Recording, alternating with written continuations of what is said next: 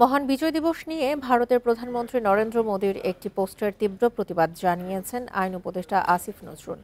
সোমবার নিজের verified Facebook পেজে পোস্ট করে প্রতিবাদ জানান তিনি। নরেন্দ্র মোদীর ফেসবুক পোস্টের স্ক্রিনশট যুক্ত করে উপদেষ্টা লিখেছেন, ১৬ই ডিসেম্বর ১৯৭১ ছিল বাংলাদেশের বিজয়ের দিন।